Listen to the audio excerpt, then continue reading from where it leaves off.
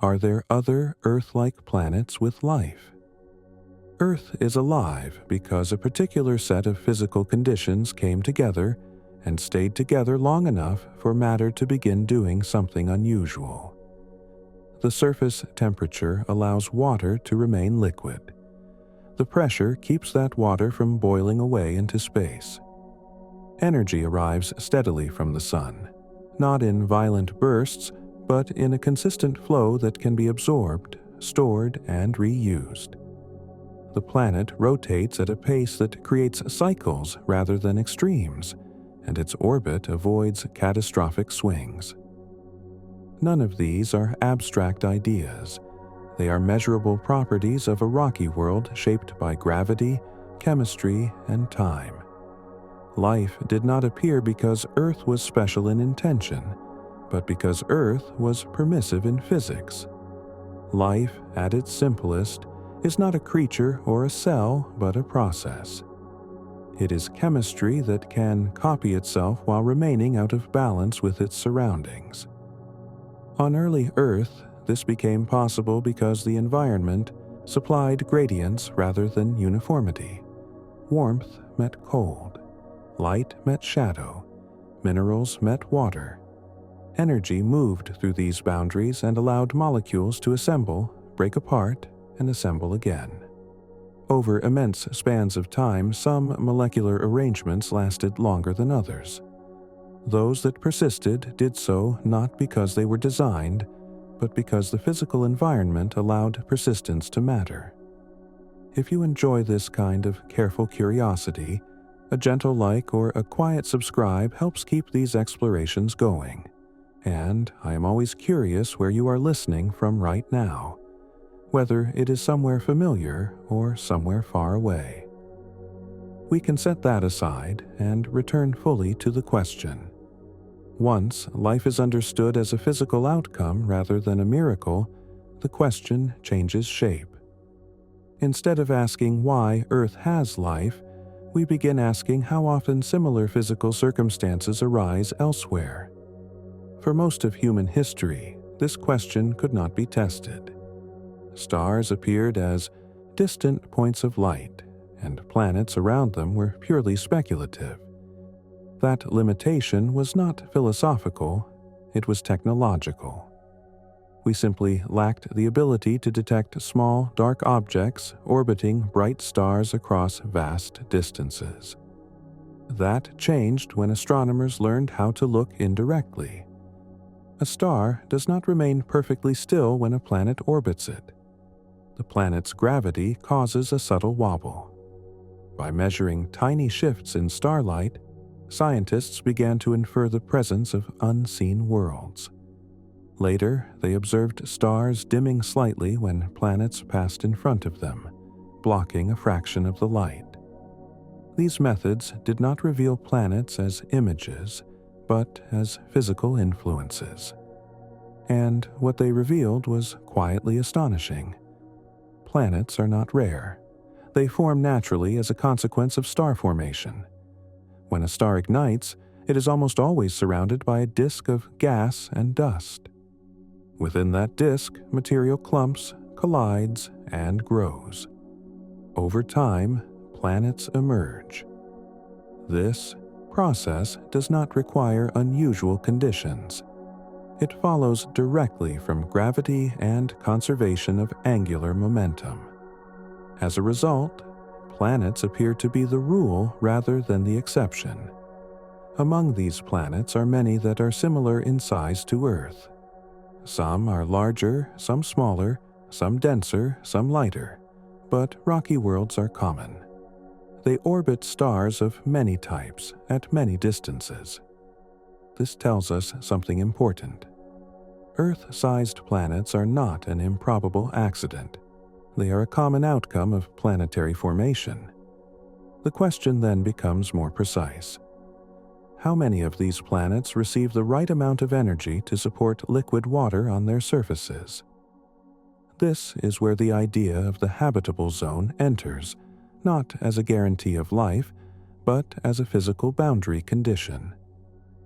A planet too close to its star receives so much energy that water cannot remain liquid. It either evaporates into vapor or is lost entirely.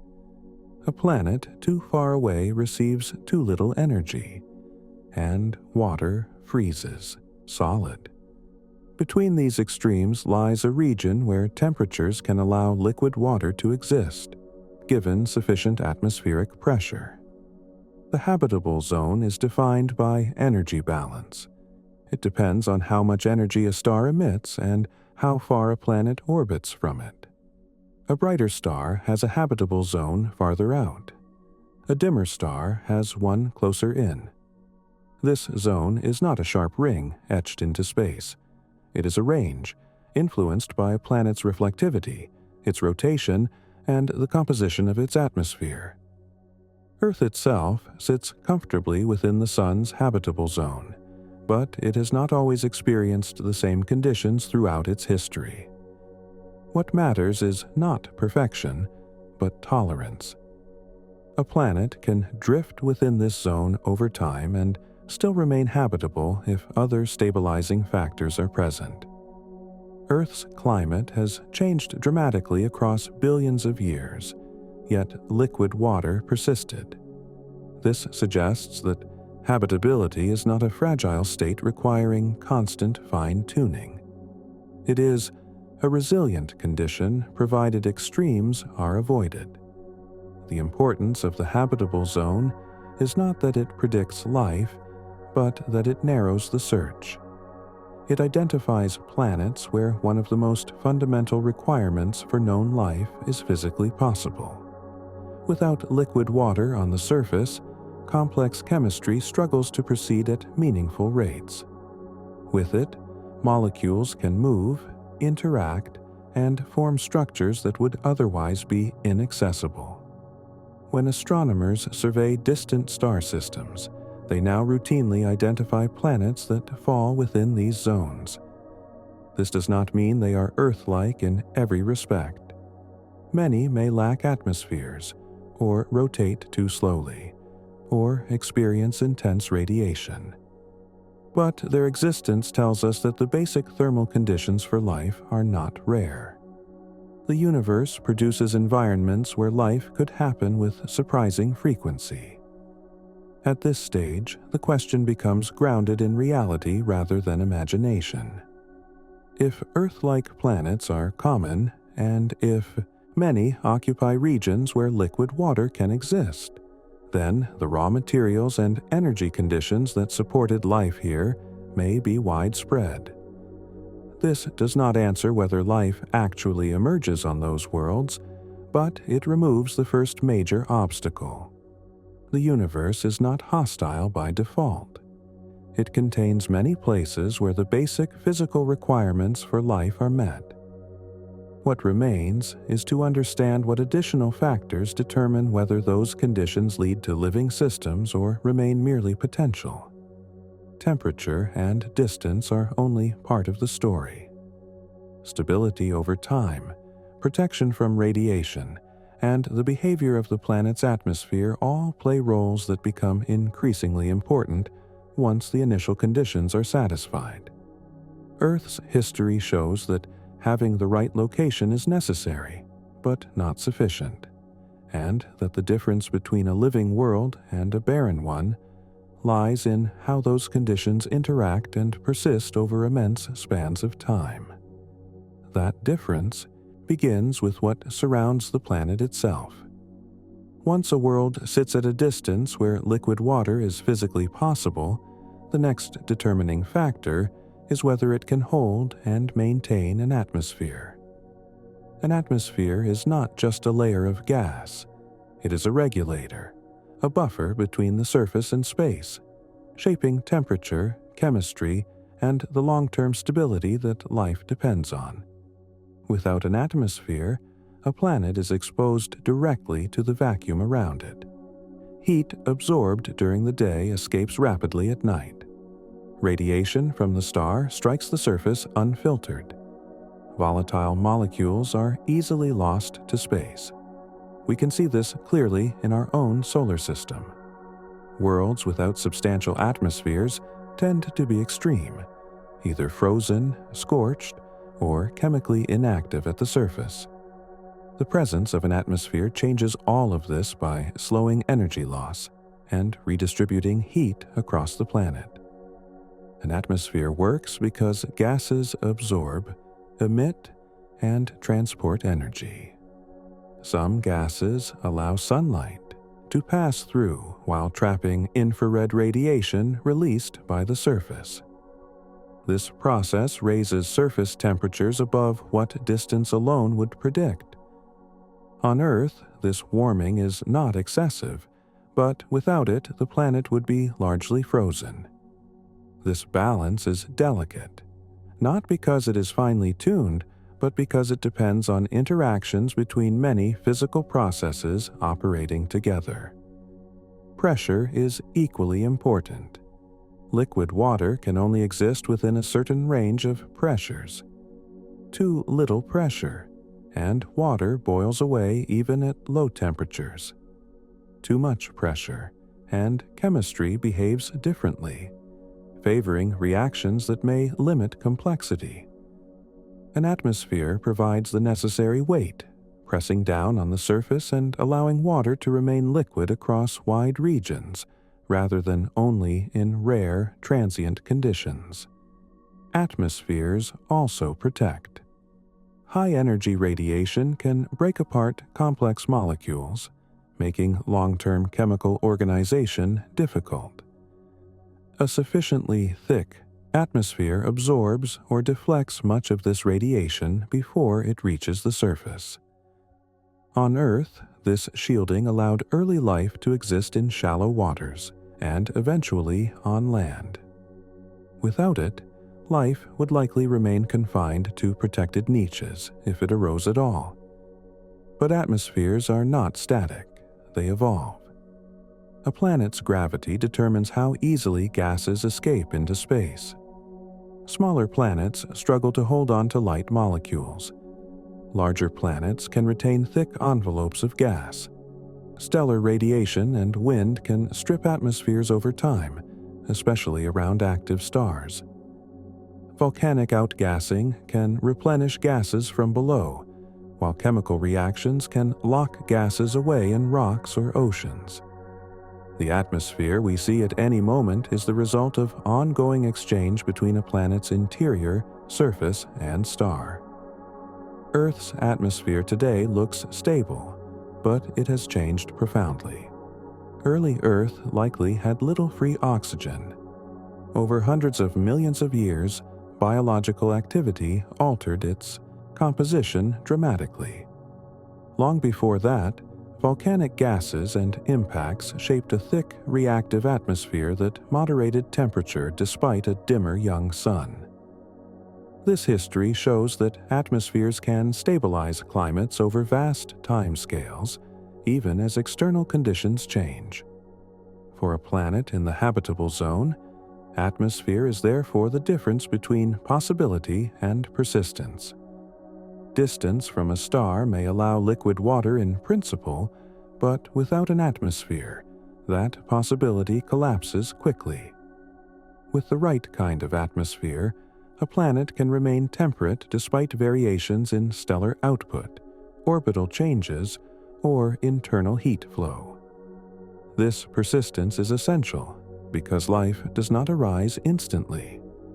It requires time measured in hundreds of millions of years, not moments.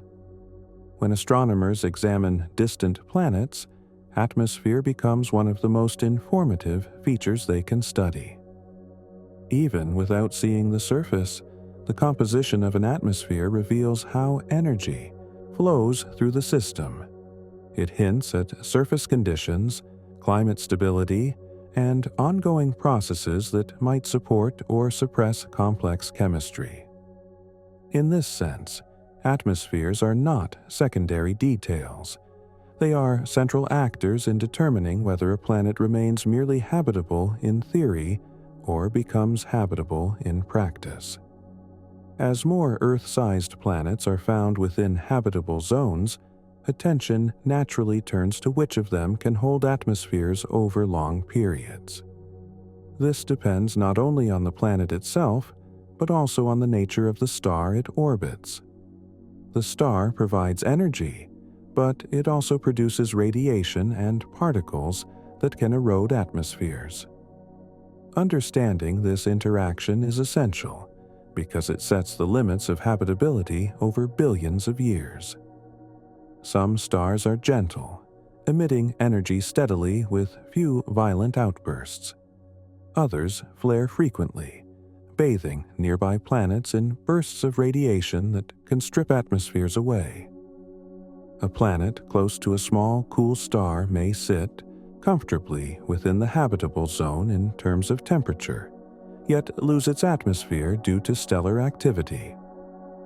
Another planet, farther from a calmer star, may retain its gases and remain stable far longer. This interplay between star and planet becomes the next critical layer in understanding where life might actually endure. What emerges is a picture where habitability is not a single criterion, but a sequence of filters. A planet must first be rocky. It must then orbit at a distance where liquid water is possible. It must hold an atmosphere capable of moderating temperature and protecting chemistry. And it must do so for long enough that life has time to take hold and adapt. Each step reduces the number of viable worlds, but none of them reduce it to zero. By following these filters in order, the question of other Earth-like planets with life becomes more structured and less speculative. We are no longer asking whether the universe could, in principle, support life. We are asking how often these specific, physically grounded conditions align and persist. The answer depends not on wonder or hope, but on how stars behave, how planets form, and how atmospheres evolve under the steady pressure of time and energy. That atmosphere does not exist in isolation. It is constantly shaped by the star the planet orbits, and this relationship turns out to be one of the most decisive factors in whether life can persist over long spans of time. Stars are not simply sources of light and heat. They are active physical systems, producing radiation, magnetic fields, and streams of charged particles that flow outward into surrounding space. For a planet, this stellar environment sets both the energy budget and the long-term stress placed on its atmosphere. A star that is calm and steady offers a very different setting than one that flares violently or changes rapidly over time. Our own star is relatively stable. Its energy output varies only slightly over decades, and while it does produce flares and solar storms, they are generally mild. This stability allows Earth's atmosphere to remain largely intact, giving life uninterrupted time to adapt and evolve. The Sun also brightens slowly as it ages, on timescales measured in billions of years.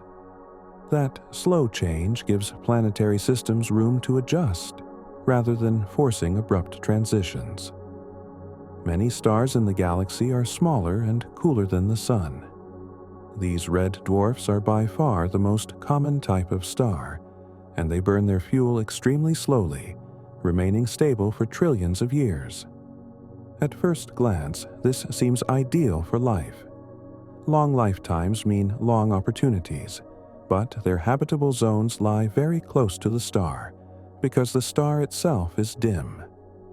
Planets in these zones are exposed to intense stellar activity, especially early in the star's life, when flares and radiation bursts are frequent and powerful.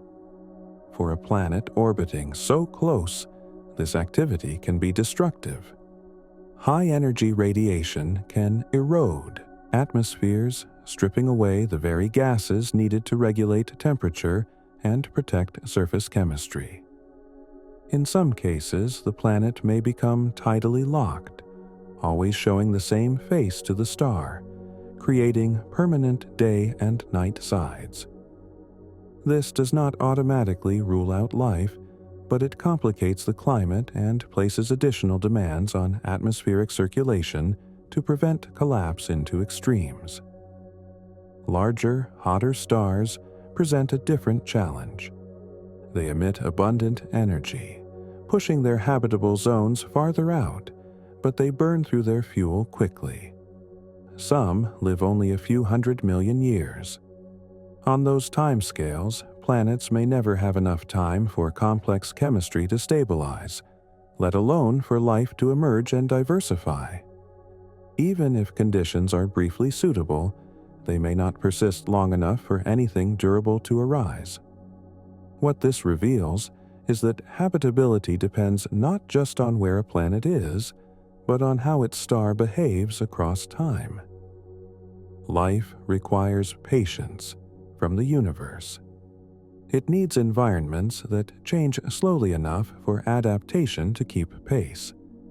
Too much violence or too much haste can close the window before life has a chance to step through it. This star-planet interaction also feeds back into atmospheric evolution. A strong stellar wind can gradually peel away lighter gases. Intense ultraviolet radiation can break molecules apart, altering chemical pathways. In some cases, this can sterilize a surface. In others, it can drive chemistry in unexpected directions. The outcome depends on the balance between loss and replenishment, between shielding and exposure. Earth again serves as a reference point. Its magnetic field deflects much of the solar wind, protecting the atmosphere from erosion. Its distance from the Sun places it beyond the most damaging radiation. These features are not universal. Some planets may lack magnetic fields. Others may orbit stars that overwhelm such defenses. Each variation reshapes the probability that life can persist on the surface. As astronomers compare planets around different types of stars, patterns begin to matter more than individual cases. Worlds around calm, long-lived stars may be fewer in number than those around red dwarfs, but they may offer more stable environments. Worlds around red dwarfs may be abundant, but many may lose their atmospheres early. These are not guesses, but testable hypotheses, grounded in stellar physics and planetary dynamics. By this point, the picture of habitability has gained depth. It is no longer just about having the right distance or the right gases. It is about the long conversation between a planet and its star, carried out over billions of years. Life, if it emerges, must survive within that conversation, adapting not just to local conditions, but to the rhythm imposed by a distant, luminous source of energy. With these pieces in place, a new question naturally emerges. If life does arise on a planet and persists for long enough, does it leave marks that can be detected from afar? Earth suggests that it does, not immediately and not deliberately, but gradually, as living processes reshape the planet itself in ways that physics alone would rarely sustain.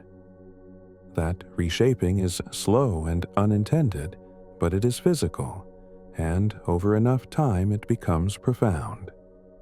On Earth, life did not announce itself with intelligence or technology.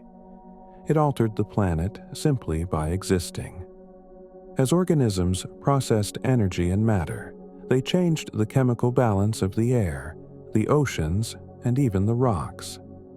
Those changes accumulated until the planet as a whole began to look different from a lifeless world. The most striking example is oxygen. For the first half of Earth's history, free oxygen was almost absent from the atmosphere. Early life forms did not need it. Then, a new metabolic pathway emerged, one that used sunlight to split water molecules and release oxygen as waste. This did not transform the planet quickly. Oxygen, initially, reacted with iron in the oceans and crust, disappearing as fast as it was produced. Only after those sinks were saturated did oxygen begin to build up in the atmosphere. This process took hundreds of millions of years, but once it crossed a threshold, the change was irreversible. Oxygen became abundant enough to alter atmospheric chemistry, surface minerals, and biological possibilities. Complex life became feasible, but long before that, the planet itself entered a new chemical state. From space, Earth would no longer have looked like a simple rocky world with an inert atmosphere. It would have shown signs of continuous chemical imbalance. What matters here is not oxygen itself, but the principle it demonstrates. Certain atmospheric combinations are unstable unless something actively maintains them. Physics alone tends to push systems toward equilibrium, where reactions wind down and contrasts fade. Life does the opposite. By constantly drawing in energy and cycling matter, it keeps a planet out of equilibrium. This persistent imbalance is one of the few global signatures life can leave that might be detectable across interstellar distances. On Earth, oxygen coexists with gases like methane that should not last long in its presence. These gases react with each other and disappear unless they are replenished. Their continued coexistence tells a story of ongoing processes, not a static environment. Importantly, these processes do not require intelligence. They arise from vast populations of simple organisms interacting with their environment over time. Earth's own history shows that such signatures can appear long before anything resembling animals or civilizations exist. For billions of years, life was microscopic, confined to oceans and shallow sediments. Yet even then, it was already altering the planet in ways that would eventually be visible from afar. This suggests that if life is common elsewhere, its planetary fingerprints may also be present even if its forms are simple and its ecosystems quiet. At the same time, Earth reminds us that these signatures evolve. The atmosphere we have now is not the atmosphere Earth always had. A living planet does not broadcast a single, permanent signal. Its appearance depends on when it is observed. A world rich in life could look chemically subtle early on, then dramatic later, then perhaps subtle again if conditions change. Time becomes inseparable from interpretation. This complexity shapes how astronomers search for life beyond our solar system. They do not look for a single telltale molecule. They look for patterns that are difficult to sustain without continuous input. They compare atmospheric compositions to what physics predicts for lifeless worlds under similar conditions. The more a planet deviates from those expectations in stable, persistent ways, the more interesting it becomes. But detecting such deviations is extraordinarily challenging. The signals are faint, buried in the glare of the host star, stretched across light years of space. Measurements must be precise enough to distinguish real chemical features from noise, and interpretations must account for non-biological processes that can mimic some of the same outcomes. A planet can appear alive when it is not, and appear inert when it is. This is why the search for life cannot rely on a single observation or even a single planet. It depends on building a comparative framework across many worlds. Patterns gain meaning when they repeat. An isolated anomaly invites caution. A consistent trend invites explanation. Over time, as more planetary atmospheres are measured, the range of what is normal and what is unusual will sharpen. At that point, the question of life elsewhere becomes constrained by evidence rather than speculation. We begin to ask not just whether a planet could support life, but whether its current state is best explained by lifeless physics or by ongoing biological activity. That distinction is subtle, but it is grounded in the same principles that allow us to understand Earth as a living planet without standing on its surface. Reaching this stage requires not only better instruments, but a clear understanding of their limits. Knowing what we can detect, what we cannot, and how easily we can be misled is essential before drawing conclusions about life across the galaxy. The universe does not offer simple answers, but it does allow careful questions, answered gradually as our ability to read the faint signatures of distant worlds continues to improve. Those limits shape not only what we can see, but how carefully we must reason about what we think we are seeing. Telescopes do not detect life directly. They collect light, and from that light we infer physical conditions. Every inference carries uncertainty. Noise from instruments, interference from stellar activity, and the immense distance involved all blur the picture. Even when a signal appears clear, it must be tested against multiple explanations rooted in known physics before biology is considered the most plausible cause. This is why silence in the data does not carry the weight it might seem to. A planet can host life and yet reveal little about it to a distant observer. Life may be confined to oceans beneath ice, or to subsurface environments protected from radiation. Its atmospheric influence may be weak or episodic, or it may exist during a brief window that we simply do not happen to observe. The absence of a detectable signal is often an absence of sensitivity, not necessarily an absence of life. Earth itself would not have been an obvious living world for most of its history. For billions of years, its atmosphere lacked the dramatic chemical imbalances we associate with life today. If observed from afar during that time, it might have appeared unremarkable. This historical perspective tempers expectations. It suggests that many living planets could be passing through phases where their biospheres are effectively invisible across interstellar distances. As the search broadens, a pattern begins to emerge that separates different kinds of life-bearing worlds. Simple life appears to require fewer conditions and arises relatively quickly once environments permit it. On Earth, microbial life emerged early, soon after conditions stabilized. Complex life, by contrast, required long periods of environmental consistency, punctuated by disruptions that reshaped evolutionary paths without extinguishing life entirely. Intelligent, technological life introduces even more constraints. It requires not just biology, but long chains of contingency, stable climates, availability of resources, evolutionary pressures favoring cognition, and sufficient time without catastrophic resets all play roles. Earth met these conditions only recently, after billions of years of biological history. This suggests that while life itself may be common, civilizations capable of altering their planets in unmistakable ways may be rare.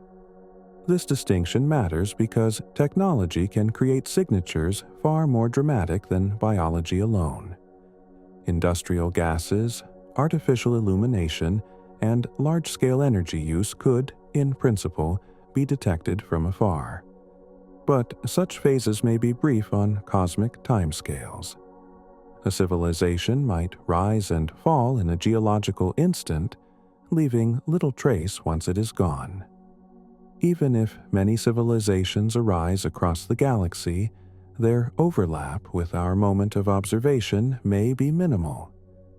Recognizing this, scientists are careful not to anchor the search for life to intelligence. The focus remains on biology as a planetary process. Detecting simple life would already transform our understanding of how common living systems are in the universe. It would show that Earth is not an outlier, but one example among many worlds where matter organizes itself into persistent, adaptive forms. Future observatories are being designed to push these boundaries. They aim to isolate the faint light of Earth-sized planets around nearby stars and analyze it with unprecedented precision. By spreading that light into detailed spectra, they will probe atmospheric composition, temperature structure, and the presence of clouds or hazes. Each improvement reduces ambiguity, allowing fewer explanations to remain consistent with the data. These missions will not deliver certainty in a single observation. Instead, they will build statistical confidence across populations of planets. Patterns will matter more than individual cases. If many planets in similar conditions show similar chemical features, those features gain significance. If a small subset consistently deviates from physical expectations, that deviation becomes harder to dismiss. Through this gradual accumulation of evidence, the question of other Earth-like planets with life becomes increasingly grounded. It shifts from asking whether life is possible elsewhere to estimating how often familiar physical pathways lead to biological outcomes. The universe is not required to be generous or sparse. It simply follows its laws, and those laws allow life under specific, knowable circumstances. If life is found elsewhere, the discovery will not arrive as a dramatic revelation, but as a convergence of clues that steadily outweigh alternative explanations. It will confirm that the processes that gave rise to life on Earth are not confined to a single world. They are expressions of chemistry and physics playing out wherever conditions permit, across distances so vast that their quiet repetition has taken billions of years to come within our reach to notice. As this picture sharpens, attention turns toward what comes next in a very practical sense. The tools used so far were designed primarily to discover planets, not to study them in detail. They told us that planets are common and that some reside in promising locations, but they only offered glimpses of their nature. To move beyond possibility and toward evidence, different kinds of instruments are required. Ones built specifically to examine distant worlds as physical systems. Future space telescopes are being designed with this purpose in mind. Their goal is to separate the faint light of a planet from the overwhelming brightness of its star and analyze that light with exquisite sensitivity. This is an extraordinary challenge. A planet like Earth is billions of times dimmer than its star, and from many light years away, their light is nearly indistinguishable. Overcoming this requires precise optics, stable instruments, and long observations that collect photons patiently, one by one. These telescopes will not look for images in the familiar sense. They will measure spectra, spreading light into its constituent colors to reveal absorption features caused by atmospheric gases. From these features, scientists can infer temperature profiles, cloud layers, and chemical composition. Each inference is grounded in laboratory measurements and physical models, connecting distant observations to known behavior of matter under specific conditions. Importantly, these missions are designed to observe many planets, not just one. The strength of their conclusions will come from comparison. A single unusual atmosphere can be ambiguous. A pattern repeated across multiple worlds becomes informative. By surveying planets around different types of stars, at different distances, and with different sizes, researchers can begin to map how habitability and biology vary across environments. Some of these future observatories will focus on nearby stars, where signals are strongest and planets are easier to separate from their hosts. Others will prioritize long-term monitoring, watching planets over time to detect seasonal changes or variations that hint at dynamic processes. Together, these approaches aim to transform the search for life from a question of isolated detections into a coherent field built on statistics and trends. As these capabilities develop, the meaning of a potential discovery becomes clearer. Finding life elsewhere would not simply add another entry to a catalog. It would recalibrate our understanding of biology itself. Life would no longer be a singular outcome tied to Earth's particular history, but a phenomenon that emerges under a range of conditions governed by universal laws. Biology would become a planetary science, integrated with astrophysics and geochemistry.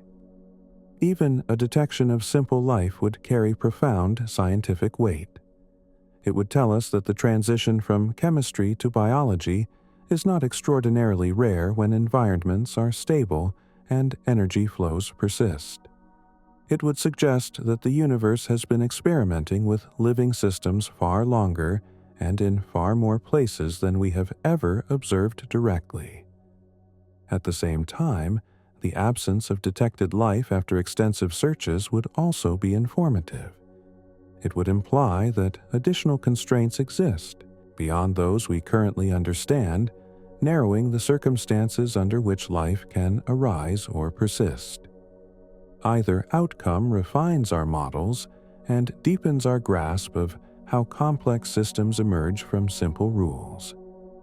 In this way, the question of other Earth-like planets with life remains anchored in physics, not expectation. It unfolds through careful observation, disciplined interpretation, and a willingness to let evidence shape belief. The universe does not owe us companionship or solitude. It simply follows its laws, and those laws allow us, slowly and patiently, to learn how often worlds like ours cross the threshold from potential to living reality. That learning does not stop at astronomy. The moment life is confirmed elsewhere, even in its simplest form, it feeds back into how we understand life on Earth. Biology would no longer be a story inferred from a single example. It would become comparative. We would begin asking which features of life are universal consequences of chemistry and which are local accidents shaped by one planet's history. Patterns that seemed arbitrary might reveal deeper regularities once more data points exist. Even before such a confirmation, the search itself is already reshaping science. It forces collaboration between fields that once felt separate. Planetary scientists study atmospheres as dynamic systems rather than static layers. Chemists explore reaction networks that operate far from equilibrium. Biologists reconsider which traits of life are fundamental and which are contingent. The question of life elsewhere becomes a unifying thread that ties these disciplines together, not by speculation, but by shared physical constraints. One of the quiet shifts this brings is a change in scale. Life is no longer framed only at the level of organisms or ecosystems, but at the level of planets. A biosphere becomes something that interacts with oceans, rocks, and air over geological time. This planetary perspective reveals that life is not fragile in the way it sometimes appears. Once established, it can persist through dramatic changes, adapting to new conditions rather than vanishing at the first disruption. Earth's history is a record of resilience more than delicacy. That resilience, however, has limits. There are thresholds beyond which recovery becomes unlikely. Runaway greenhouse states, atmospheric collapse, or prolonged sterilizing radiation can push a planet into conditions that suppress life entirely. Understanding where those thresholds lie is essential, not only for interpreting distant worlds, but for understanding our own. Earth's habitability has never been guaranteed. It has been maintained through a balance of processes that could, under different circumstances, have tipped the other way. Seeing Earth in this broader context subtly reframes what it means to be an Earth-like planet. It is not simply a rocky body of a certain size at a certain distance from its star. It is a system that has remained within a corridor of stability for billions of years, long enough for complexity to accumulate. That corridor is shaped by feedbacks between climate, geology, and biology. Identifying similar corridors elsewhere is more meaningful than searching for exact replicas. As more data arrives, scientists will likely discover worlds that challenge expectations. Some may appear habitable by traditional criteria, but show no signs of biological influence. Others may look marginal by simple measures, yet display surprising chemical activity. These cases will refine theories, revealing which assumptions were too narrow and which were robust. Progress will come not from confirming what we already believe, but from confronting what does not fit neatly. This process also tempers narratives of inevitability. While the laws of physics allow life, they do not demand it in every suitable environment. Chance still matters. Small differences early in a planet's history can cascade into large divergences later. A slightly different impact history, a slightly different volcanic rate, or a slightly different stellar evolution can steer a world toward or away from long-term habitability. Life may be common, but it is not automatic. Understanding this balance between law and contingency is one of the deeper scientific outcomes of the search. It clarifies where predictability ends and where history takes over. In doing so, it grounds discussions about rarity or abundance in concrete mechanisms rather than intuition. The universe becomes neither finely tuned for life nor indifferent to it. It becomes permissive, offering opportunities that may or may not be taken depending on circumstances. As instruments improve and catalogs grow, attention will likely shift toward synthesis.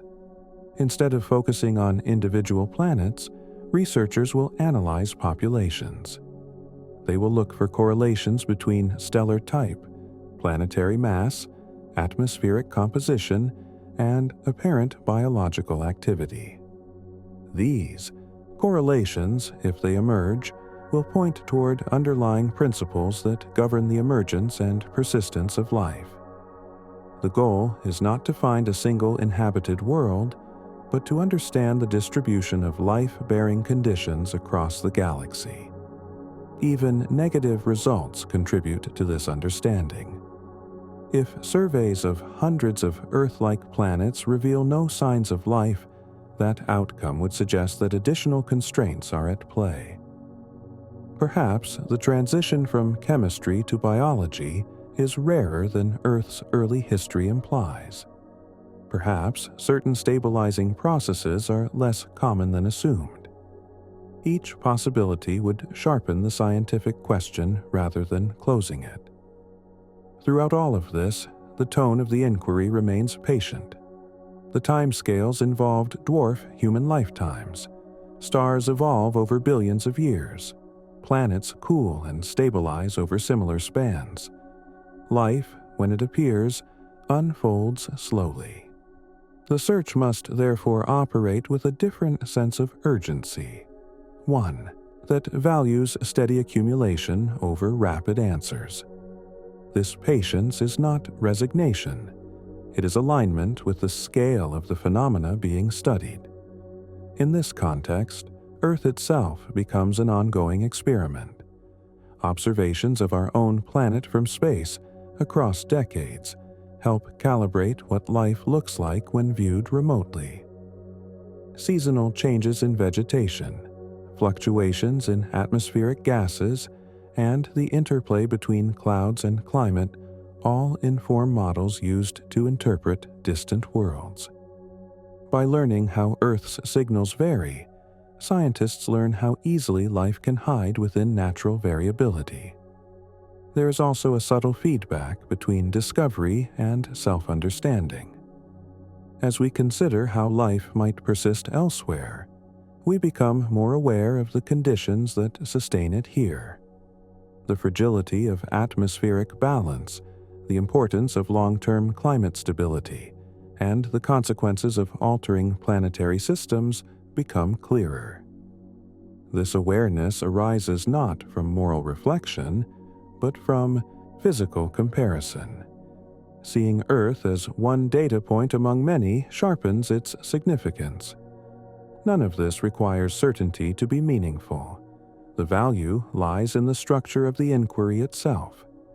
The question of other Earth-like planets with life forces science to articulate what it means for a world to be alive, how that state arises, and how it might be recognized from afar. Each step replaces vague wonder with defined mechanisms, without diminishing the sense of scale or depth. As the search continues, it remains open-ended in the most constructive way. New discoveries will add layers rather than finality. Unexpected results will prompt revision rather than disappointment. The universe is vast enough to accommodate both abundance and rarity without contradiction.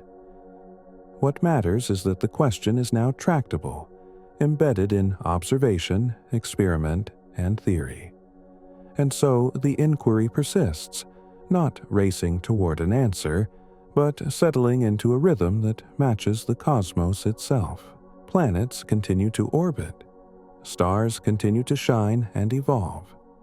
Light continues to travel, carrying with it faint information about distant worlds. In that light are clues, not proclamations, waiting to be assembled slowly, carefully, into a clearer picture of how often matter organizes itself into living systems, and under what conditions those systems endure long enough to leave their mark on the universe. That mark, if it exists, is not etched into the universe as a proclamation. It is subtle, statistical, and often ambiguous. Life does not violate physics. It works within it, exploiting pathways that are already permitted.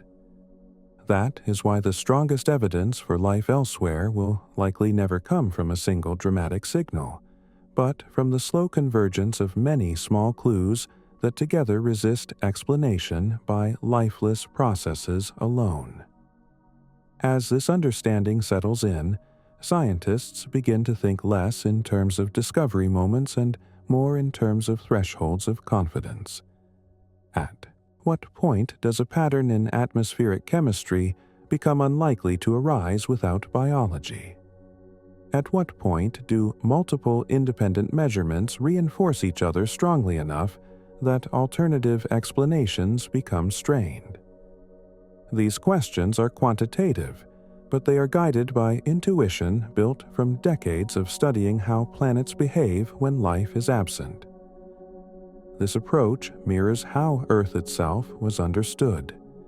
No single measurement defines Earth as alive. It is the coherence of many processes operating together. The cycling of carbon between atmosphere, ocean, and rock. The regulation of temperature over geological time. The persistent disequilibrium in atmospheric composition.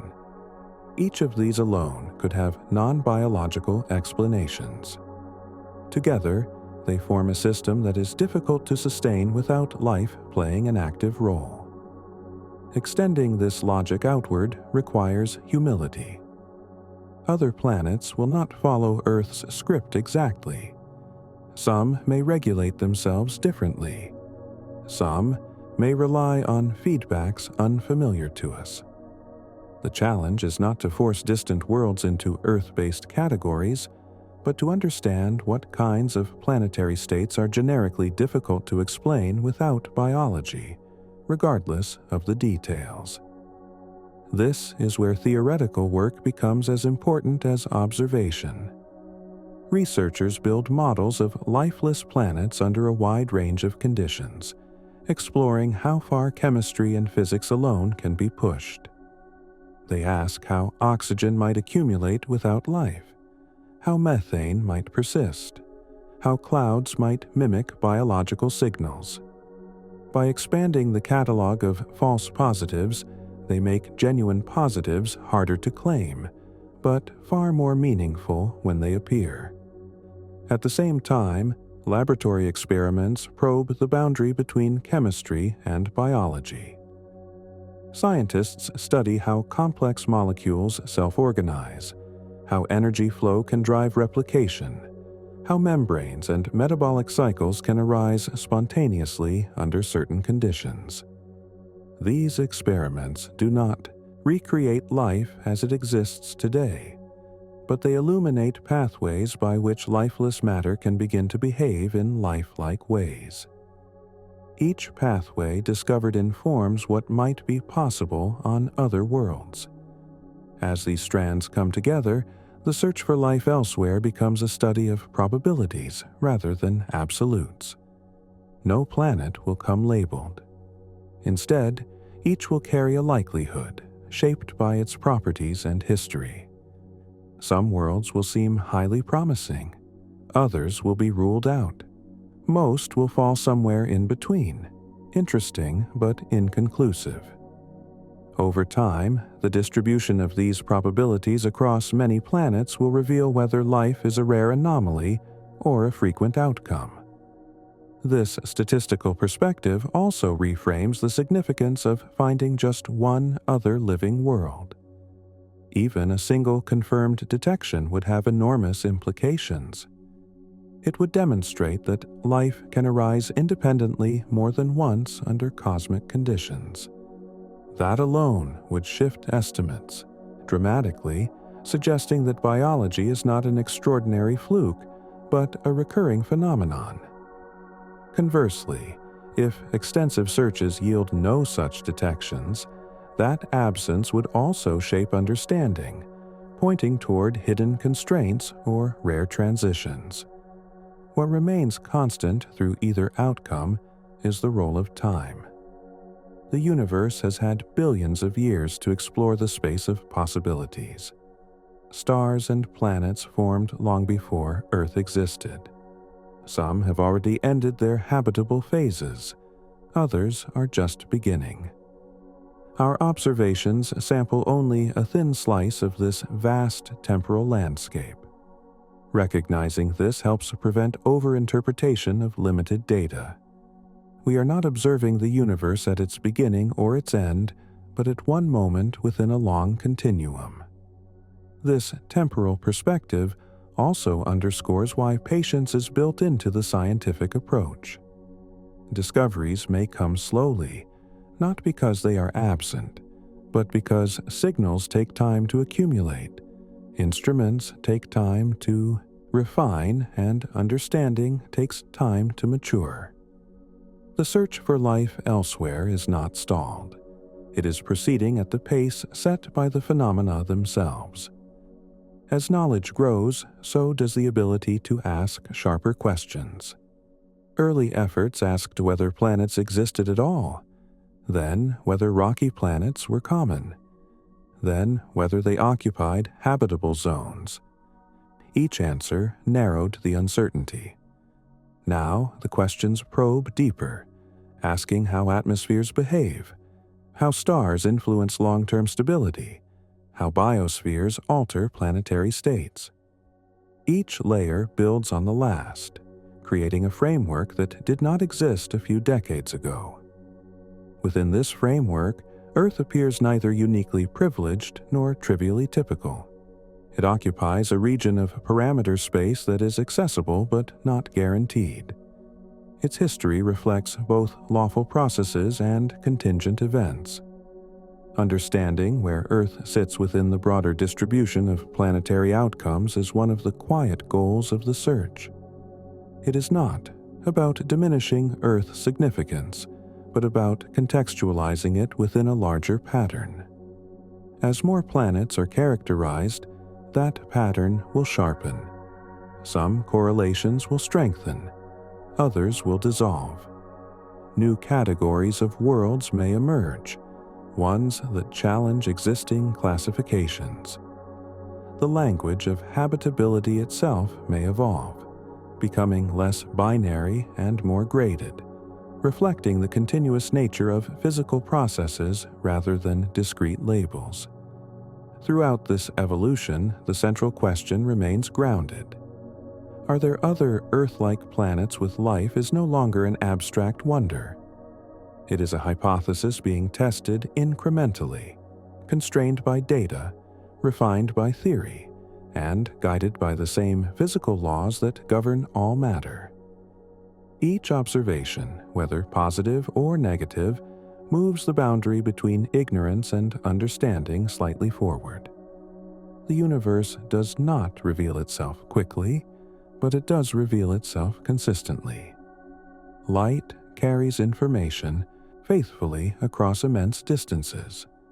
Spectra encode the behavior of atoms and molecules with precision. Gravity traces the presence of unseen mass. These tools, applied patiently, allow distant worlds to become knowable in limited but meaningful ways. In that sense, the search for life elsewhere is also a demonstration of what science does best. It takes questions that once belonged entirely to speculation and renders them tractable without stripping them of depth. It replaces mystery with structure, not by closing off wonder, but by anchoring it to reality. As instruments continue to improve and theories continue to adapt, the question will remain open but increasingly informed. Each generation of data will make some possibilities less likely and others more so. Over time, the balance will shift. What now feels uncertain will become constrained. What feels speculative will become measured. And somewhere within that gradual narrowing, perhaps sooner or perhaps much later, the universe may reveal that life is not confined to one small world, orbiting one unremarkable star, but is instead a broader expression of matter under the right conditions. Or it may reveal that life is rare, emerging only under a narrow convergence of factors. Either answer will deepen understanding because both are answers grounded in the same careful attention to how the universe actually behaves. Until then, the inquiry continues, steady and unhurried, guided not by expectation, but by evidence, and by the recognition that asking the question well is itself a way of learning how the universe works. That careful attention gradually reshapes how the question itself is framed. Early on, it was natural to ask whether life exists elsewhere as a yes or no proposition. Over time, that framing gives way to something more nuanced. Life becomes a spectrum of possibilities rather than a binary outcome. Worlds can host fleeting chemistry, persistent microbial ecosystems, complex biospheres, or technological societies, and each of these states occupies a different region of physical and temporal space. Seen this way, Earth is not the template but the reference.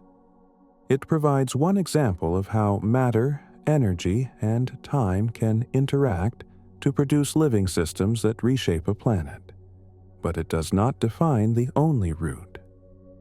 Other planets may follow paths that diverge early and never converge on Earth-like outcomes, while still remaining alive in meaningful ways.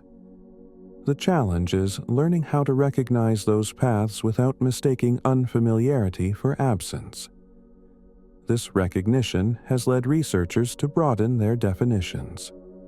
Instead of asking whether a planet looks like Earth today, They ask whether it could sustain long-lived, self-organizing chemistry.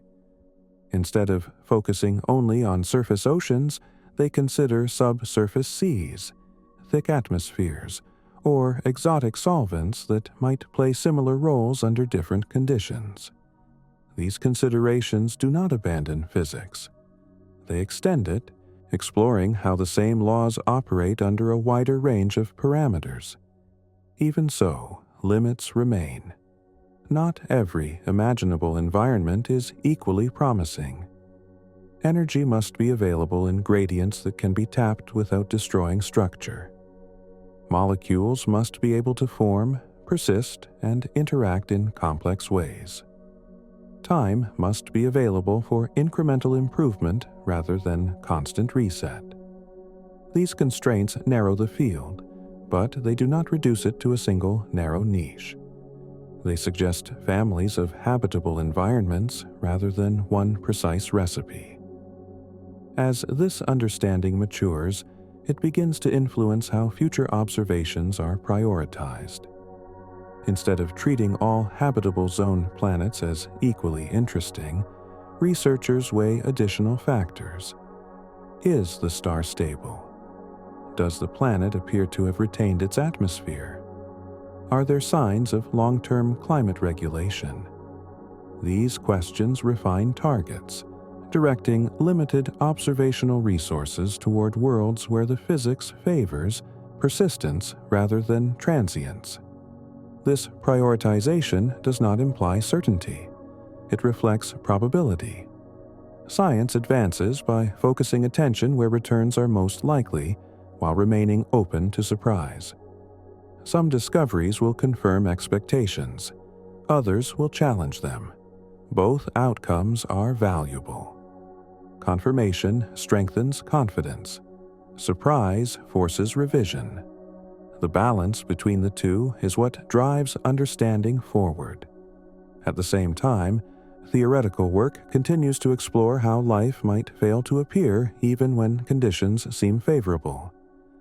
Models investigate how early environments can become trapped in sterile states, how key transitions might require rare events, or how feedbacks could suppress complexity. These studies remind us that permissive conditions do not guarantee outcomes. They highlight the role of bottlenecks, moments where multiple factors must align for progress to continue.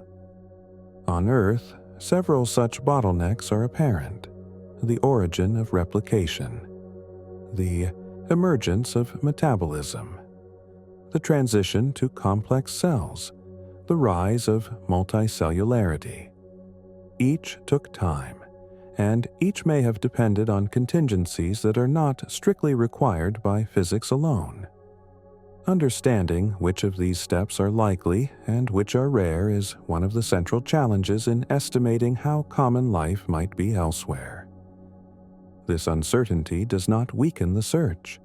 It clarifies its purpose. The goal is not to prove that life must exist elsewhere, nor to argue that it cannot. The goal is to map the space of possibilities accurately, constrained by evidence. In doing so, science replaces intuition with structure, allowing expectations to be shaped by what is observed rather than what is desired. As observations accumulate, they also influence how humanity sees its own place in the universe. Not through philosophical assertion, but through comparison. If life turns out to be common, Earth becomes one instance among many. Its history representative rather than exceptional. If life turns out to be rare, Earth becomes precious not because it is chosen, but because it occupies a narrow intersection of favorable conditions. Either outcome deepens appreciation, not by appealing to sentiment, but by clarifying context. This contextual understanding feeds back into planetary science closer to home. Studies of other worlds illuminate processes on Earth that were once taken for granted. Climate regulation, atmospheric loss, magnetic shielding, and geological recycling are no longer just terrestrial phenomena. They are variables that can be compared across planets. Earth's stability appears less inevitable and more contingent when viewed against a backdrop of worlds that lost theirs. Through this lens, the question of other Earth-like planets with life becomes inseparable from the question of long-term planetary evolution. Life does not exist in isolation from geology and climate. It is intertwined with them, sometimes stabilizing, sometimes destabilizing. A living planet is not static. It is dynamic, continually adjusting through feedbacks that can either preserve habitability or erode it. Understanding these feedbacks elsewhere requires time. Not just observational time, but conceptual time. Theories must be tested, refined, and sometimes abandoned. Instruments must be calibrated against known benchmarks. Data must be interpreted cautiously, with an awareness of bias and limitation. This slow pace can feel unsatisfying, but it reflects the complexity of the systems being studied. As the search continues, moments of apparent progress may be followed by re-evaluation. A signal once thought promising may later find a non-biological explanation. A world once dismissed may reveal unexpected complexity. These reversals are not failures. They are signs that the framework is working, filtering possibilities more finely as understanding improves. Over decades, this process will likely produce a clearer picture of the distribution of life-friendly conditions in the galaxy. Perhaps clusters of similar worlds will emerge, associated with certain stellar environments or planetary architectures. Perhaps life will appear sporadically, with no obvious pattern beyond basic physical constraints. Either outcome will inform models and sharpen predictions. What remains constant is the method. Observe carefully. Model honestly. Compare broadly. Revise willingly. This discipline keeps the inquiry grounded even as it reaches across immense distances and timescales. It ensures that answers, when they arrive, are earned rather than assumed. The question that began as a simple curiosity thus evolves into a structured investigation of how the universe organizes itself. Are there other Earth-like planets with life becomes shorthand for a much deeper inquiry into how complexity arises, persists, and sometimes fades within the bounds set by physics. It is a question that does not demand urgency, only patience and clarity. As long as planets continue to be discovered, as long as light from their atmospheres continues to be measured, the inquiry remains active. Each new world adds a point to a growing map. Each measurement refines the contours of possibility. The map is still sparse, but it is no longer blank. And within that map, Earth sits not at the center, but as a well-studied reference point, offering both guidance and caution. Its history teaches what is possible and what is fragile. Its present state provides a benchmark for detection. Its future reminds us that habitability is not guaranteed indefinitely, even once achieved. All of this converges on a simple, steady realization. The universe is capable of producing living worlds because it produced at least one. Whether it does so often or rarely is not yet known, but the means to find out are now in place. The answer will not arrive suddenly. It will emerge gradually as patterns strengthen and uncertainties shrink, carried to us in faint light that has traveled for years or centuries, preserving information about distant places where the same laws apply, quietly and consistently, waiting to be understood. That understanding, once it settles, has a quiet but lasting effect on how the universe is perceived. worlds stop being imagined as isolated points and start being understood as evolving systems, each with its own trajectory shaped by physics, chemistry, and time. Life, when it appears, becomes one possible phase in that trajectory, rather than an anomaly set apart from everything else. From this perspective, the search for life elsewhere is less about locating something exotic and more about identifying continuity. The same elements forged in stars assemble into planets. The same physical laws govern energy flow, molecular bonding, and thermodynamics. Given enough stability, those laws can give rise to structures that persist, adapt, and modify their surroundings. Life is one expression of that persistence. It is not separate from the universe. It is something the universe does under certain conditions. This continuity explains why the search advances cautiously. Each claim must be consistent with everything else that is known about how matter behaves. There is no shortcut. Extraordinary conclusions require ordinary explanations applied consistently across different contexts. A planet that seems alive must be explainable using the same chemistry that governs Earth, even if the details differ. That constraint narrows speculation, but strengthens confidence when evidence aligns. As surveys expand, the diversity of planetary systems becomes more apparent. Some systems pack multiple rocky planets close to their stars. Others spread them out. Some worlds show signs of thick atmospheres. Others appear bare.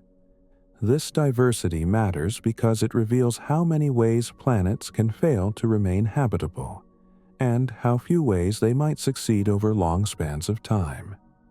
Life, if present, must navigate this landscape of possibilities and constraints.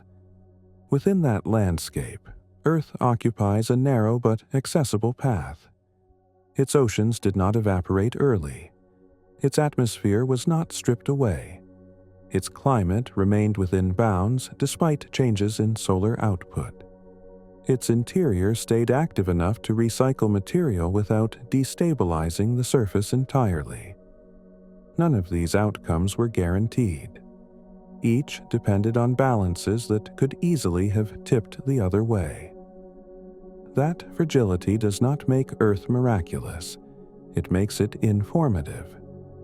By comparing Earth to other worlds that did not follow the same path, scientists gain insight into which factors matter most. Mars, for example, lost much of its atmosphere and surface water early, limiting its long-term habitability. Venus followed a different route, entering a runaway greenhouse state that sterilized its surface. These nearby examples anchor interpretation, showing that small differences can lead to dramatically different outcomes. Extrapolated to the galaxy, this suggests that Earth-like planets with life may exist, but they are likely embedded within a broad distribution of worlds that narrowly miss or overshoot the conditions required for persistence. Life may not be rare in absolute terms, but stable, long-lived biospheres may be less common. This distinction matters because it shapes expectations about what kinds of worlds are most likely to reveal biological signatures today. It also reframes the role of observation timing. A planet that once hosted life may no longer do so. Another may be on the verge of emergence. Others may be in the midst of long, quiet biological epochs. Observations capture snapshots, not full histories. Interpreting those snapshots requires models that account for how planetary states change over time, not just how they appear in a single moment. This temporal dimension adds complexity, but also depth. It means that the absence of life now does not imply its absence always. It also means that the presence of life may be transient on geological timescales. A living universe could still appear mostly quiet at any given moment, simply because the windows of detectability are narrow compared to the lifetimes of stars and planets. Recognizing this shifts emphasis toward long-term trends rather than singular discoveries. The question becomes not only where life exists now, but how often it arises, how long it persists, and how frequently it reaches stages that alter planetary environments in detectable ways. These are questions that can only be answered statistically, through the study of many worlds rather than a few. As the catalog of exoplanets grows, so too does the ability to answer them. Patterns begin to emerge slowly. Certain stellar environments may correlate with greater atmospheric retention. Certain planetary masses may favor long-term climate regulation. These correlations, once tentative, can become robust as sample sizes increase. Each one constrains the space of possibilities further. At the same time, the search remains open to surprise. Nature has a habit of exploiting pathways that models overlook. A world that seems inhospitable by one criterion may compensate through another mechanism. Thick clouds may reflect excess heat. Subsurface oceans may persist beneath ice. Chemistry may find routes to complexity that are not obvious from surface conditions alone. These possibilities remind researchers to balance skepticism with openness. That balance defines the character of the field. Claims are scrutinized carefully. Models are stress-tested. Observations are repeated. Progress is incremental, but it is also cumulative. Each improvement in sensitivity, each refinement of theory, adds to a foundation that future work builds upon. The pace may feel slow, but it matches the scale of the systems involved. Through all of this, the original question remains intact, but enriched. Are there other Earth-like planets with life? Is no longer a distant curiosity. It is an active research program with clear criteria, defined uncertainties, and measurable outcomes. The universe is being surveyed not for signs of mystery, but for consistency and deviation within known laws. What ultimately emerges from this effort will shape how life is understood as a cosmic phenomenon. If life is found to be common, it will suggest that the transition from chemistry to biology is a natural extension of planetary evolution under favorable conditions. If life is rare, it will highlight the importance of specific bottlenecks and contingencies. Either conclusion deepens understanding rather than closing inquiry. And so the search continues, guided by the recognition that the universe does not need to be anthropocentric to be meaningful. Worlds exist and evolve whether or not they are observed. Life may arise and fade without ever being noticed. The act of looking is a late addition to a long story. What science offers is a way to read that story carefully without rushing to judgment, letting patterns speak louder than expectations. In that careful reading, the question persists not as a demand for an answer, but as a framework for learning how the universe behaves. Each new observation adds a line. Each refined model sharpens interpretation. Over time, the accumulation of these efforts will clarify whether Earth is one of many living worlds, or an uncommon outcome of a permissive but selective cosmos. Until then, the light continues to arrive, carrying with it subtle information about distant planets and the processes shaping them. That light is patient. It arrives regardless of whether it is immediately understood, and in its steady arrival, it invites continued attention, careful reasoning, and the quiet confidence that, given enough time and care, the universe's patterns can be discerned without haste, exactly as they are. That patience is perhaps the most understated requirement of all. The universe does not organize itself on human schedules, and the evidence we seek is distributed across distances and durations that resist compression into decisive moments. Planets evolve slowly.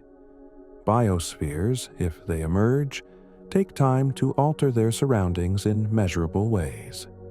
Even our instruments mature incrementally, each generation adding clarity rather than resolution. In this long view, the search for other Earth-like planets with life becomes an exercise in alignment. Our questions must align with what physics can reveal. Our expectations must align with what planetary systems are likely to produce. Our interpretations must align with uncertainty rather than rushing to fill gaps with assumption. This alignment is what allows progress without distortion. One of the quiet shifts that occurs as alignment improves is a growing appreciation for partial answers. A planet that shows signs of long-term atmospheric stability is informative even if no biosignature is detected. A world that has lost its atmosphere teaches something about stellar influence and planetary mass. Each case refines boundaries, narrowing the space in which life could plausibly exist. Knowledge accumulates not only through confirmation, but through exclusion. This gradual narrowing does not drain the question of its depth. It sharpens it. Instead of asking whether life is everywhere or nowhere, science begins to ask how sensitive life is to initial conditions, how often stabilizing feedbacks emerge, and how resilient living systems are to disruption. These questions are more demanding, but they are also more answerable, because they can be tied to observable properties. As answers emerge, they will likely resist simplicity. The universe rarely favors clean binaries. Life may be common in some regions of the galaxy and rare in others. It may arise readily, but persist only under narrow conditions. It may flourish quietly without ever producing technological societies. Each of these possibilities can coexist, without contradiction, because they operate at different scales and stages of development. This layered understanding helps dissolve a common misconception that the search is driven by a desire for reassurance or significance. In practice, it is driven by consistency. Scientists want to know whether the same physical rules that allowed life to emerge on Earth tend to produce similar outcomes elsewhere. The motivation is coherence, not comfort. The answer matters because it completes a picture of how matter behaves when allowed to explore its own possibilities over long periods. Even the language used to describe the search reflects this shift. Terms like habitable and Earth-like become provisional, placeholders that evolve as understanding deepens. A planet once labeled marginal may later be recognized as stable under different assumptions. Another once thought promising may be downgraded as new data reveals hidden instability. This fluidity is not weakness. It is responsiveness to evidence. As responsiveness improves, so does the ability to ask second-order questions. Not just where life exists, but how it interacts with its planet. Not just whether atmospheres persist, but whether they are regulated. Not just whether energy is available, but whether it is delivered in ways that sustain complexity. These questions push beyond detection toward understanding, which is ultimately the deeper goal. In this sense, the search for life elsewhere is inseparable from the study of planetary futures. Worlds that fail to regulate themselves offer cautionary examples. Worlds that maintain balance over billions of years reveal stabilizing mechanisms worth understanding. Earth sits between these outcomes, not as a finished product, but as an ongoing process still subject to change. Studying other planets extends that perspective outward, offering comparative insight that cannot be gained by looking inward alone. This comparative view also tempers narratives of destiny. Earth's history shows that life can survive extraordinary challenges, but it also shows that stability is earned rather than guaranteed. By situating Earth among a population of worlds, science reframes habitability as a conditional state rather than an entitlement. This reframing is grounded in observation, not philosophy. As time goes on, the accumulation of data will likely reveal that some aspects of Earth's history are common, while others are rare. Perhaps long-lived oceans are frequent, but oxygen-rich atmospheres are not. Perhaps microbial life emerges easily, but complex ecosystems are uncommon. Each distinction refines understanding, replacing vague wonder with structured insight. What makes this process compelling is that it remains open-ended without being unfocused. The question persists, but it is continually reshaped by evidence. Each discovery recalibrates expectations. Each null result constrains theory. The direction is clear even if the destination is not. Science proceeds by reducing ignorance, not by guaranteeing outcomes. As observational reach extends, the galaxy itself becomes a laboratory. Thousands of planetary systems provide variation in parameters that cannot be manipulated experimentally. Nature runs the experiments. We observe the outcomes. This natural diversity is what allows patterns to emerge, revealing which combinations of conditions tend to support persistence and which do not. Within this framework, Earth-like planets with life are no longer imagined as rare gems hidden among countless sterile worlds, nor as inevitable products of any habitable environment.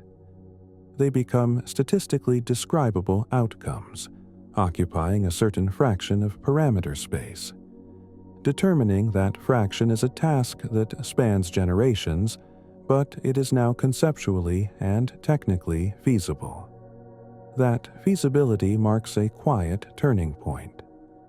Questions that once belonged solely to speculation have entered the domain of measurement. Even if definitive, answers remain distant. The trajectory is established. Instruments are being built with specific goals. Models are being tested against data. Hypotheses are being refined rather than merely debated. Through all of this, the universe remains indifferent to the inquiry. Planets orbit, stars evolve, light travels. The processes that give rise to life, if they do, operate without awareness of being observed. This indifference is not discouraging. It is what makes the answers reliable. Whatever is learned will reflect how the universe actually behaves, not how it responds to curiosity. In that reliability lies a quiet confidence. The search does not depend on luck or revelation. It depends on persistence, careful reasoning, and respect for scale. Each observation adds a piece. Each model clarifies a mechanism. Over time, the accumulation becomes meaningful, and so the question continues to unfold, not as a dramatic arc, but as a steady expansion of understanding. Are there other Earth-like planets with life remains open, but it is no longer vague. It is embedded in a framework that connects stars, planets, atmospheres, chemistry, and time into a coherent whole. As long as that framework grows, the question remains productive. It invites attention rather than impatience. It rewards clarity over speculation. And in doing so, it reflects something fundamental about how knowledge advances, not by leaps of certainty, but by careful steps that honor both what is known and what remains to be learned. That learning gradually settles into a quieter confidence about what can and cannot be known. Some questions will remain unresolved for a long time, not because they are unanswerable, but because the universe answers them slowly. Light must travel. Planets must complete orbits. Atmospheres must evolve. Patterns only become visible when enough time and data are allowed to accumulate. Accepting this pace is not resignation. It is an acknowledgement of scale. In that scale, the search for life elsewhere becomes less about anticipation and more about calibration. Scientists learn how to read faint signals without over-interpreting them. They learn how to distinguish noise from structure, coincidence from pattern. This calibration is invisible from the outside, but it is where most of the work happens. It is what allows conclusions to carry weight when they are finally drawn. As calibration improves, so does discrimination. Worlds that once seemed equally promising begin to separate into categories. Some show signs of long-term atmospheric retention. Others reveal histories of loss and erosion. Some exhibit chemical simplicity. Others hint at complex cycling.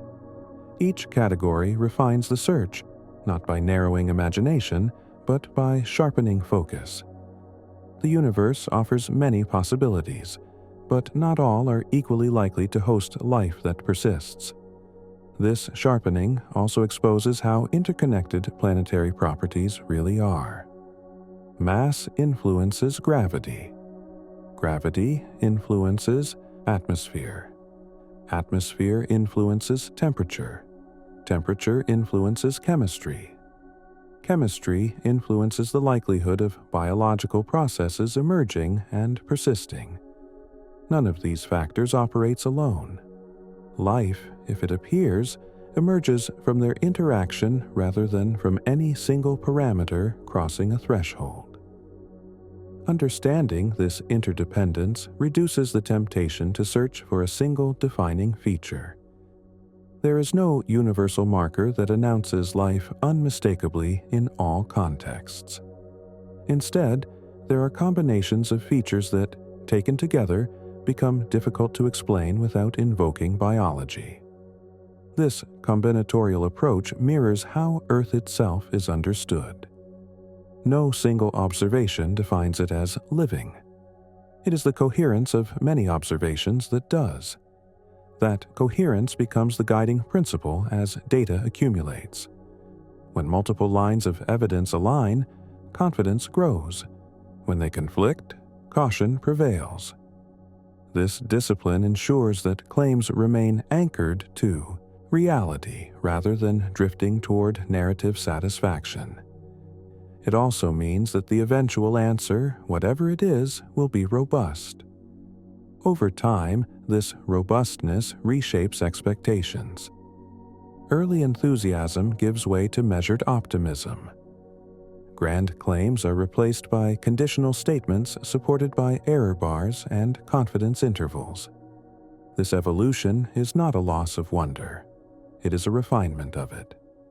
Wonder grounded in understanding tends to last longer than wonder fueled by speculation. As this grounding deepens, the question of other Earth-like planets with life becomes less isolated from other scientific inquiries. It connects to questions about planetary formation, stellar evolution, chemical complexity, and the emergence of order in far-from-equilibrium systems. Each of these fields contributes constraints and insights. Together, they form a network of understanding that supports the central question without overstating what is known. Within this network, life appears as one possible outcome among many, but not an arbitrary one. It follows from physical processes that are increasingly well understood. The challenge is not explaining how life could exist elsewhere, but determining how often the necessary sequences of events actually occur. That frequency depends on both lawful processes and historical contingency, a balance that only broad observation can resolve. As surveys expand beyond the immediate neighborhood of the Sun, they will encounter systems at different stages of evolution. Some stars will be young, their planets still settling. Others will be old, their habitable windows long past. Observing across these stages adds a temporal dimension to the data, allowing scientists to infer not just where life might exist now, but where it might have existed or may yet arise. This temporal layering is subtle but powerful. It turns the galaxy into a record of experiments conducted at different times under different conditions. By comparing outcomes across that record, patterns emerge that would be invisible in a single snapshot. Life's distribution, if mapped successfully, will reflect both where conditions are right and when they are right. Such mapping also clarifies why definitive answers remain elusive. Life may arise readily, but its detectability may lag far behind its emergence.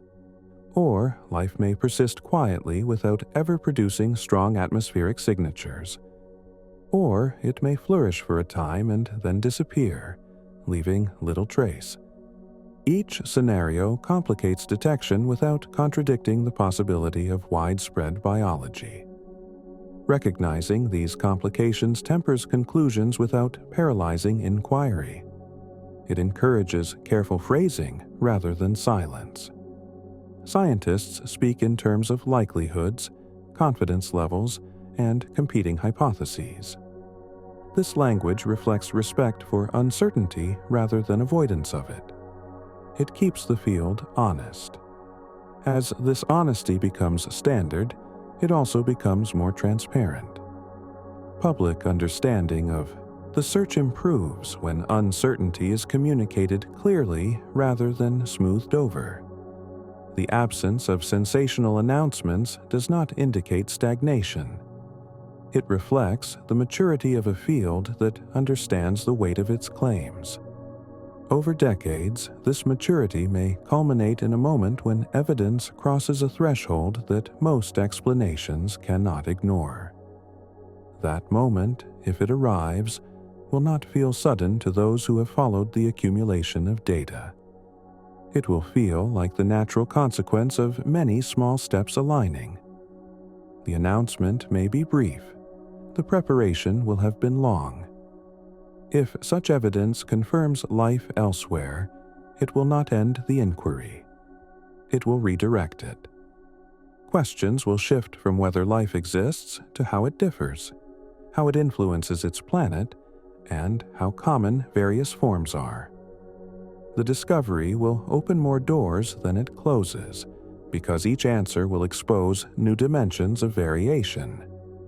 If, on the other hand, searches continue to find no convincing signs of life, that outcome will also deepen inquiry. It will force reconsideration of assumptions about ease, inevitability, and pathways. It will prompt investigation into hidden bottlenecks or rare transitions. Absence of evidence, accumulated carefully, becomes evidence of constraint. In either case, the result will be knowledge that reshapes understanding without relying on drama. The universe does not respond to curiosity with spectacle. It responds with consistency. Its laws operate the same way everywhere. Learning how those laws express themselves across many worlds is the substance of the search. Through this lens, the question of other Earth-like planets with life becomes an example of how science approaches the unknown. It does not rush to closure. It builds frameworks, tests them, revises them, and allows conclusions to emerge gradually. This process is not unique to astrobiology. It is how understanding advances in any domain where complexity and scale exceed intuition. What makes this particular question enduring is that it connects the smallest scales of chemistry to the largest scales of cosmology. It links the behavior of molecules in water to the distribution of stars in a galaxy. Few questions span such a range.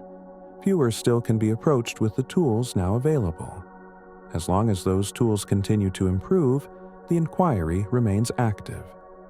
Each new observation adds texture. Each new model refines interpretation. The pace remains steady, aligned with the phenomena themselves. There is no finish line marked in advance. There is only increasing clarity. And within that clarity, Earth continues to serve as both example and reminder. It shows that life can arise and persist. It shows that stability can be maintained. It also shows that change is inevitable. By studying other worlds, science learns not only about them, but about the fragility and resilience of its own. In this way, the search for other Earth-like planets with life is not separate from understanding Earth's future. The same processes that shape distant worlds shape this one. The same constraints apply. Seeing those constraints reflected elsewhere sharpens awareness here, grounding concern in physics rather than abstraction. All of this unfolds without urgency, without spectacle, and without finality. The universe offers information at its own pace. The task is simply to receive it carefully, interpret it honestly, and allow understanding to deepen without forcing conclusions before the evidence supports them. As long as that discipline holds, the question remains productive. It continues to guide observation, theory, and reflection in equal measure. It remains open not because it is vague, but because it is large, touching many processes at once.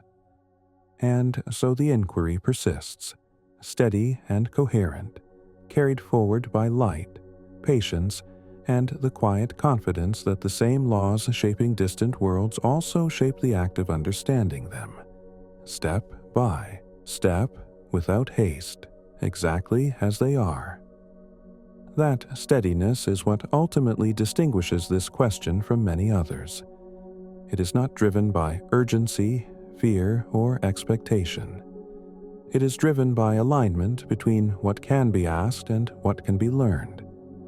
The universe is under no obligation to reveal whether life is common or rare, but it does reveal how stars form, how planets evolve, and how chemistry behaves under different conditions. From those revelations, the likelihood of life can be inferred without forcing an answer prematurely. As this inference becomes more refined, the role of uncertainty changes. Early uncertainty feels like ignorance. Later, uncertainty becomes structured. Scientists know what they do not know, and more importantly, why they do not know it yet. They can identify which measurements would reduce ambiguity and which questions must wait for future capabilities. This clarity transforms uncertainty from an obstacle into a guide. One example of this is the recognition that many planets may sit near the edge of habitability for much of their lives. They may oscillate between states that are marginally supportive and marginally hostile to life. In such environments, life may arise and retreat repeatedly, leaving intermittent traces rather than persistent signatures. Detecting such histories requires not just sensitivity, but interpretation informed by models of planetary cycles and feedbacks. These cycles emphasize that habitability is not static. A planet does not simply qualify or fail. It moves through states influenced by orbital variations, stellar evolution, and internal dynamics.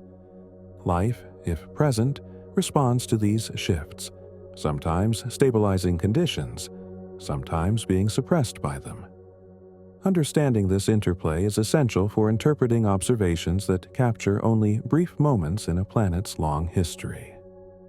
This dynamic view also reframes how rarity is understood. If life arises frequently but persists only intermittently, then snapshots of the galaxy may underestimate its prevalence.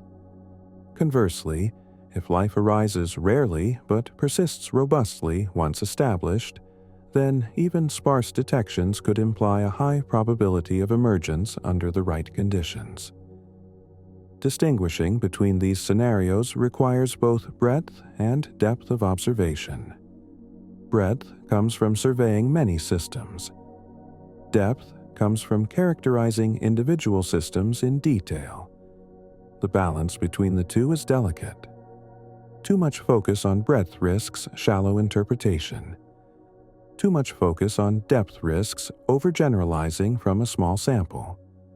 The field advances by adjusting this balance as capabilities grow, always constrained by what can be measured reliably. As this balance improves, the search begins to illuminate not only where life might exist, but where it is unlikely to exist. Worlds that lose their atmospheres early, planets subjected to relentless radiation, systems with chaotic orbital histories all contribute to a negative map of habitability. This negative map is just as important as the positive one. It defines boundaries and sharpens contrast. Within those boundaries, the remaining candidates become more meaningful. Each planet that retains an atmosphere, maintains moderate temperatures, and avoids extreme instability represents a convergence of favorable conditions. These convergences are not accidents, but outcomes of physical processes that can be studied and compared. The question then becomes how often such convergences lead to biology rather than remaining sterile. Answering that requires humility about Earth's example. Earth shows that life can emerge relatively quickly once conditions stabilize, but it does not show that this outcome is guaranteed everywhere. The early appearance of life here may reflect typical behavior, or it may reflect a fortunate sequence of events. Without additional examples, that distinction remains unresolved. This is why even one confirmed detection of life elsewhere would be transformative.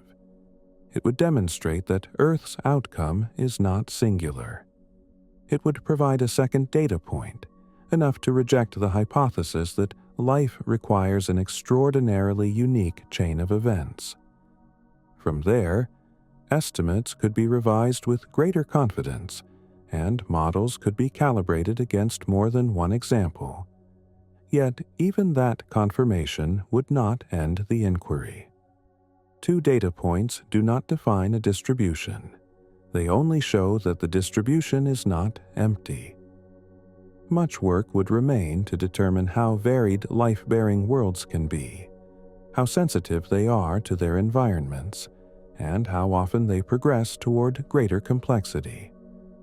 Discovery would deepen questions rather than closing them. If no such confirmation arrives despite extensive searching, that outcome would be equally informative. It would suggest that some step between chemistry and biology is rarer or more constrained than currently believed. It would prompt focused investigation into those steps, refining models of early life and planetary evolution. Absence, accumulated carefully, becomes a form of evidence. Throughout this process, the discipline of comparison remains central. Earth is compared to Mars and Venus. Those are compared to exoplanets. Exoplanets are compared across stellar types and orbital configurations. Each comparison reduces reliance on assumption and increases reliance on pattern. Patterns, once established, guide theory more effectively than isolated cases. This comparative discipline also guards against anthropocentric bias. It prevents Earth's current state from being mistaken for a universal endpoint. Life elsewhere may not produce oxygen-rich atmospheres. It may not rely on surface oceans. It may operate at temperatures or pressures unfamiliar to us, while still obeying the same physical laws. Remaining open to such possibilities while insisting on physical plausibility is a delicate but necessary balance. As the field matures, that balance becomes institutionalized. Claims are evaluated against increasingly sophisticated criteria. Peer review, replication, and cross-disciplinary scrutiny ensure that conclusions are not drawn lightly. This conservatism can appear slow, but it is what allows confidence to grow steadily rather than fluctuate wildly. The cumulative effect of this approach is a gradual shift in how the universe is understood. It is no longer seen as a place where life is either everywhere or nowhere, but as a place where life occupies certain regions of possibility space. Those regions are defined by physics, shaped by history, and constrained by time. Mapping them is a task suited to patient observation rather than dramatic assertion. In that mapping, each planet becomes more than a dot. It becomes a case study in how matter organizes under particular conditions. Some cases show rapid loss of habitability. Others show remarkable stability. A few may show signs of ongoing biological influence. Together, they form a spectrum that reveals how outcomes vary with initial conditions and long-term dynamics. This spectrum is still sparsely populated, but it is growing. Each new planet characterized adds resolution. Each new atmosphere measured adds contrast. The picture remains incomplete, but it is no longer undefined. It has structure, direction, and momentum. As momentum builds, the search becomes less speculative and more predictive. Models begin to forecast where life is most likely to be found, given certain stellar and planetary properties. These predictions can then be tested observationally, closing the loop between theory and data. Success or failure in these tests further refines understanding. This feedback loop is one of the hallmarks of mature science. It signals that a question has moved from curiosity to investigation. The question of other Earth-like planets with life has crossed that threshold. It is no longer asked in isolation, but within a framework that integrates multiple lines of evidence. What remains unknown is not whether the question can be answered, but how long it will take and what form the answer will take. The universe does not provide answers in the format we might prefer. It provides signals that must be interpreted within context. That interpretation takes time. In the meantime, the act of searching reshapes understanding regardless of outcome. It clarifies what makes planets stable, what destabilizes them, and how life interacts with its environment. These insights apply whether life is found elsewhere or not. They enrich planetary science and deepen understanding of Earth's place within a larger pattern. This enrichment is subtle but profound.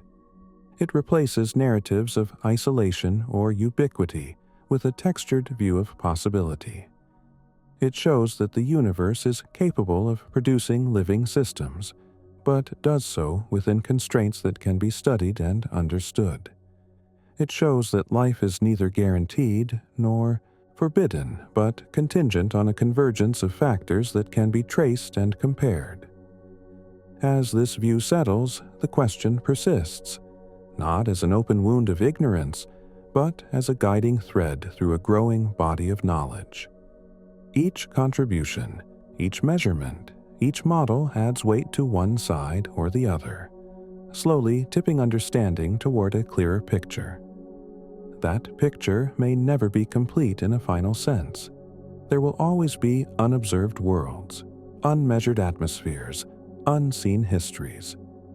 But completeness is not required for understanding. What matters is coherence, the ability to explain observed patterns consistently within known laws. As coherence improves, confidence grows quietly.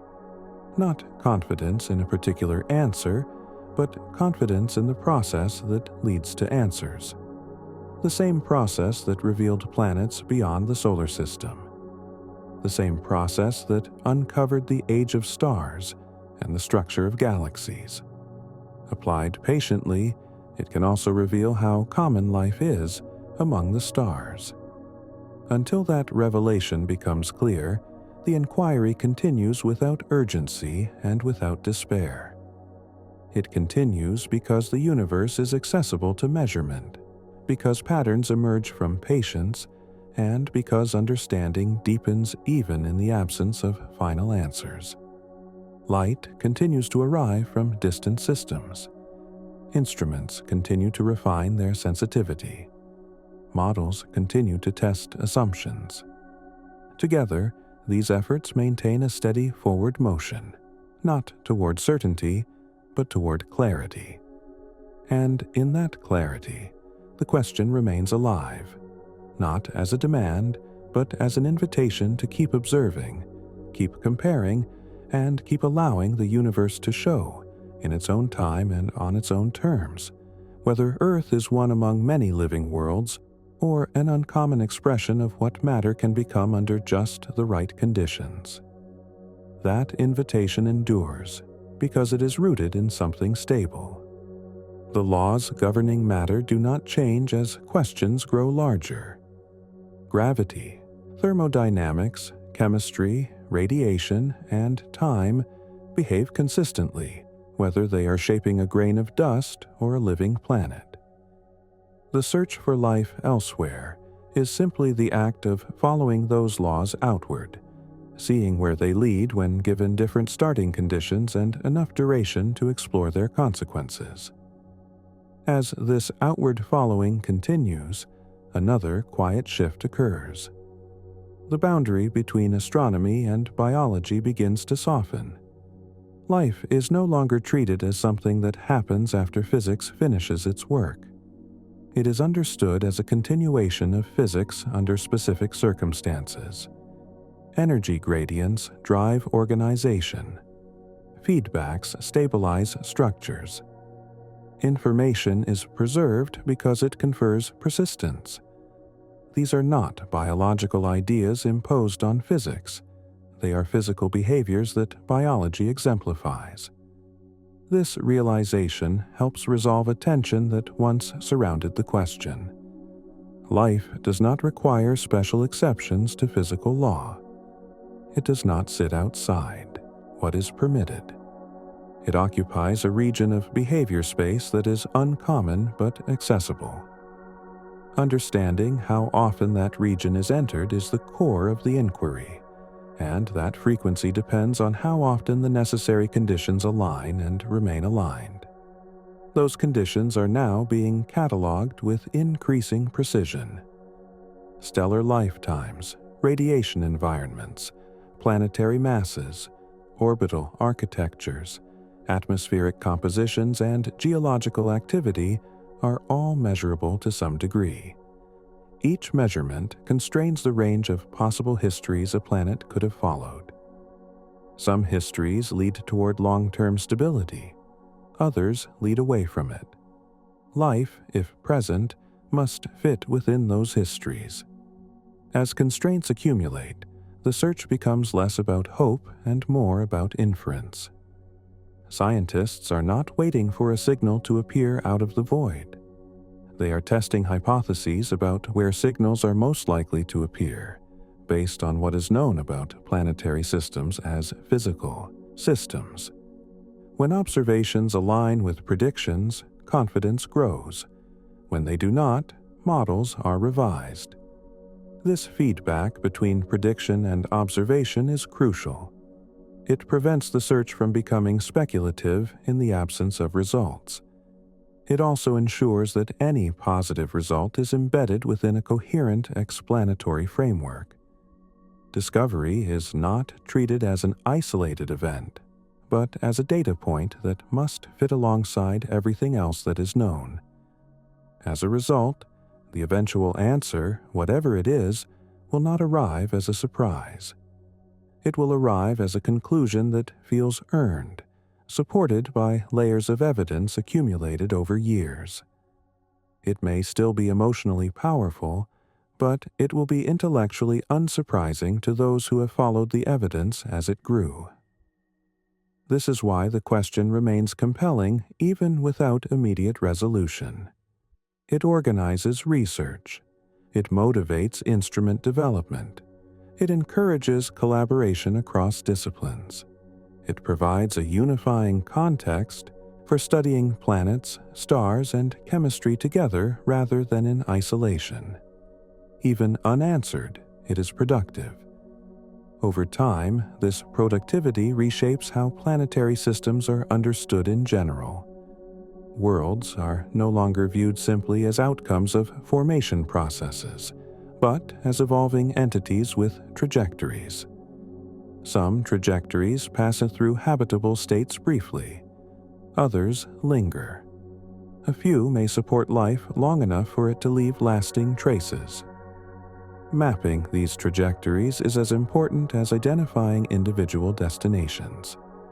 This mapping also highlights how narrow some paths are.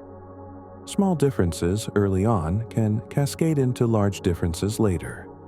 A slightly different orbital resonance, a slightly different volatile inventory, a slightly different stellar flare history. Each can alter a planet's fate.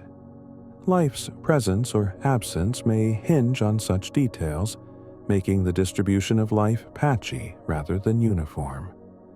Patchiness, however, does not imply scarcity. It implies structure. Just as forests are not evenly distributed across Earth but follow patterns shaped by climate and geography, life in the universe may cluster where conditions favor persistence. Identifying those clusters is part of the long-term goal. As data improves, scientists may begin to recognize these clusters. Certain stellar neighborhoods may host more stable systems. Certain combinations of planetary mass and composition may recur among the most promising candidates. These regularities, if they emerge, will refine the search further, allowing more targeted observation and deeper characterization. Throughout this process, Earth remains an active point of reference, not because it defines what life must be, but because it provides a complete example of a living planet observed from within. Its signals, measured from space, help calibrate detection techniques. Its history informs models of atmospheric evolution. Its current state offers a benchmark against which others can be compared. Yet Earth also serves as a reminder of limitation. From afar, much of Earth's biological richness would be invisible. Forests, oceans, and ecosystems would collapse into subtle spectral features and faint temporal variations. Recognizing how much is lost in that compression reinforces caution when interpreting distant worlds. Life can be present and abundant without being obvious. This recognition tempers the urge to overinterpret both detections and non-detections. A faint signal may be meaningful, but it may also be misleading. A lack of signal may reflect sensitivity limits rather than absence. The discipline lies in holding these possibilities simultaneously without collapsing into indecision. As the field continues to mature, that discipline becomes embedded in practice. Claims are framed probabilistically. Confidence is expressed in degrees rather than absolutes. Competing explanations are evaluated side by side. This culture of careful inference is not unique to astrobiology, but it is especially important here because of the scale and significance of the question. In time, the accumulation of careful inference will tilt understanding one way or another. The tilt may be gradual, barely perceptible year to year, but over decades, it will become clear whether life-friendly outcomes are common features of planetary evolution or rare exceptions. That clarity, once reached, will change how the universe is understood at a fundamental level. If life is common, it will suggest that the universe is generative, producing complexity readily when conditions permit. If life is rare, it will highlight the fragility of the pathways that lead from chemistry to biology. Both conclusions deepen understanding. Neither diminishes the value of the search. Until then, the work continues quietly. Observations are made, models are refined, assumptions are tested. Each step adds to a body of knowledge that grows not by proclamation, but by accumulation. The universe remains patient. It does not withhold information deliberately.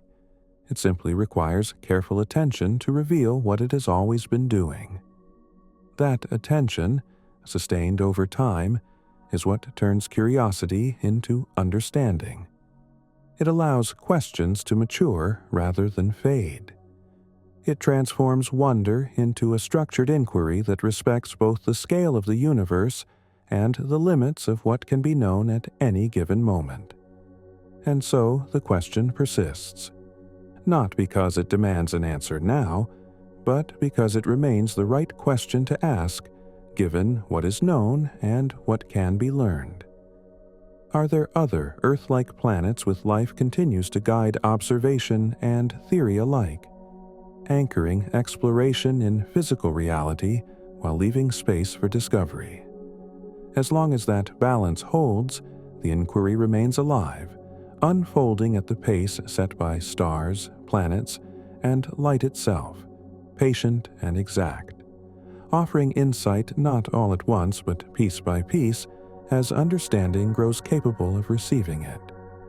That capacity to receive insight gradually is what ultimately keeps the question open without letting it drift.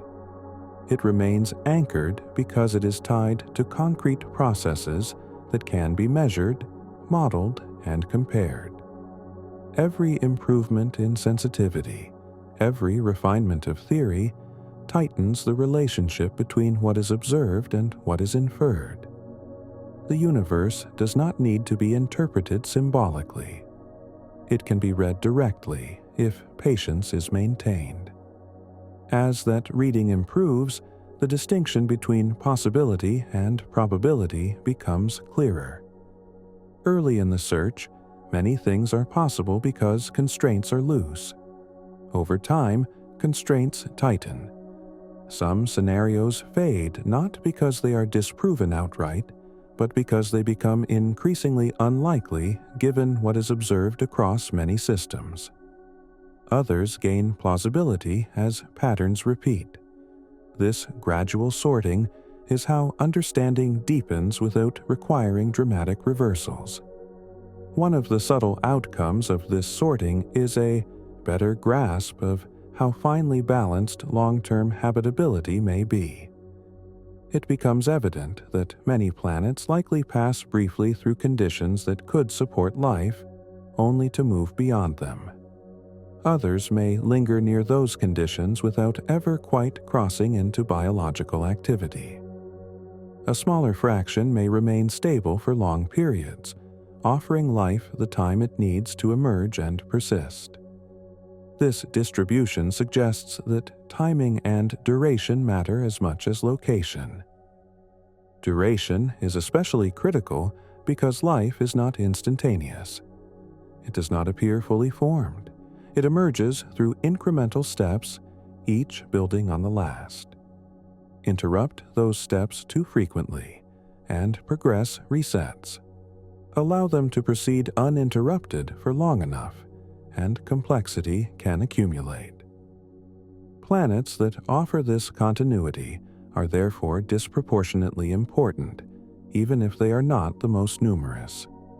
Recognizing this shifts attention toward the long histories of planetary systems rather than their present states alone. A planet observed today may appear unremarkable, yet its past may have included long epochs of stability that allowed life to flourish before conditions changed. Another may be on the cusp of such an epoch, its potential not yet realized. Without historical context, these distinctions are invisible. Models help fill in that context, but they rely on assumptions that must be tested. Testing those assumptions requires breadth. The more diverse the sample of observed worlds, the better models can be constrained. Worlds around different stars, of different ages, and with different compositions all contribute to a richer picture. Diversity is not noise, it is information. It reveals how outcomes vary when parameters shift, exposing which factors are most influential. As diversity increases, so does confidence in generalizations. Patterns that persist across many environments are unlikely to be coincidental. They point toward underlying principles that govern planetary evolution and, by extension, the emergence of life. Identifying these principles is more valuable than cataloging individual cases because principles allow prediction. Prediction, in turn, guides observation. If models suggest that certain types of systems are more likely to host long-lived atmospheres, those systems become priorities. If certain stellar behaviors correlate with atmospheric loss, those correlations inform target selection. This iterative loop between theory and observation accelerates progress without sacrificing rigor. Within this loop, Earth's role continues to evolve. It remains the most detailed case study, but it is no longer treated as the standard against which all others must be measured.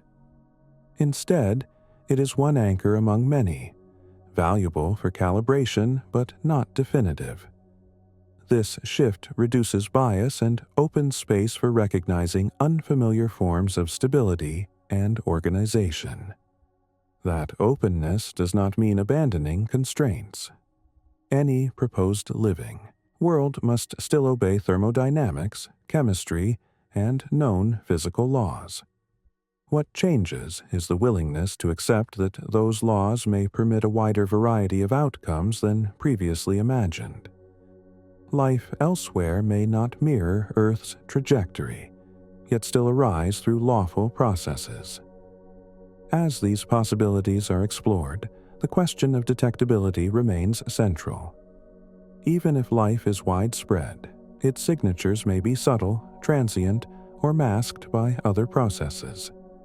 Detectability depends not only on life's presence, but on how it interacts with its environment and whether those interactions scale to planetary dimensions.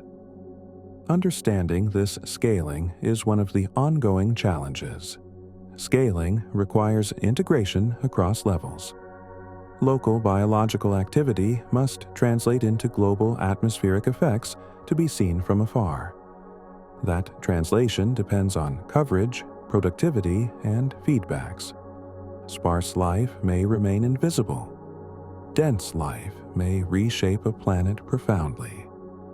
Models of this scaling help interpret observations and set realistic expectations. These expectations, once calibrated, influence how results are communicated. Scientists learn to describe findings in ways that reflect uncertainty honestly, without undermining significance. A tentative signal is framed as such. A null result is contextualized rather than dismissed. This clarity builds trust and prevents oscillation between hype and disappointment. Over time, this communication shapes broader understanding.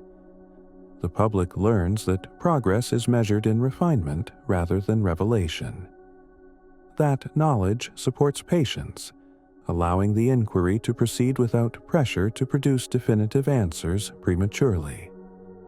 The pace of science aligns more closely with the pace of the universe itself. In that alignment, the search becomes sustainable. It does not depend on constant breakthroughs to justify itself. Its value lies in the structure it provides for exploring fundamental questions about complexity, persistence, and organization. Even incremental advances contribute meaningfully to that structure. As decades pass, the accumulation of incremental advances becomes transformative. What once seemed unknowable becomes constrained. What once seemed speculative becomes testable. The question of other Earth-like planets with life moves steadily from the realm of wonder into the realm of understanding, without losing its depth or significance. This movement does not culminate in a single moment. It is a transition rather than an event. At some point, the balance of evidence will favor one interpretation strongly enough that alternatives recede. That point may be recognized only in hindsight, as clarity emerges gradually rather than abruptly. Until then, the inquiry remains active, shaped by new data and new ideas. Each generation of scientists inherits a clearer framework than the last, even if definitive answers remain out of reach.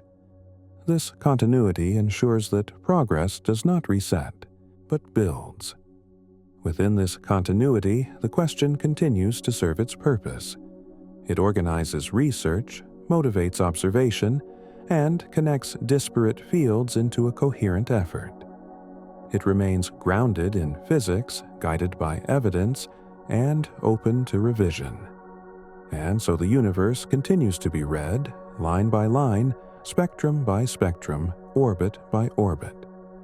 The story it tells is not rushed. It unfolds according to its own rhythms. The role of science is simply to listen carefully, interpret responsibly, and allow understanding to deepen at the pace set by reality itself. The question does not end with an answer, because the universe itself does not rush toward conclusions. It continues quietly, doing what it has always done. Stars form and age. Planets circle patiently. Light keeps traveling, carrying information whether or not anyone is ready to receive it. Life, when it appears, does so without announcement, growing gradually into its surroundings, altering them not with intention, but with persistence. In that sense, Earth is not waiting for confirmation or comparison. It is already participating in the same processes unfolding everywhere else. Chemistry flows, energy moves, patterns emerge, stabilize, and sometimes fade. Understanding comes not from standing outside these processes, but from noticing how consistently they repeat under familiar laws, across distances that feel vast only because our lives are brief. The search for life elsewhere is simply an extension of that noticing. It does not demand resolution. It does not insist on being answered now. It remains open because openness is what allows learning to continue. The universe offers its information slowly, and when it does so without drama, trusting that patience will eventually meet clarity. So the question rests, not unresolved, but held, carried forward by future observations, future instruments, future minds willing to wait and listen carefully. Nothing is lost by that waiting. Understanding matures best when it is allowed to arrive at its own pace. And for now, it is enough to know that the same laws shaping distant worlds are shaping this moment too, quietly and reliably, whether they are being studied or simply lived within. If this quiet journey brought you a moment of calm, a gentle like or a soft tap on subscribe truly helps keep this calm corner of the universe glowing. And tell me, where in the world are you listening from tonight? Rest well until our next quiet journey.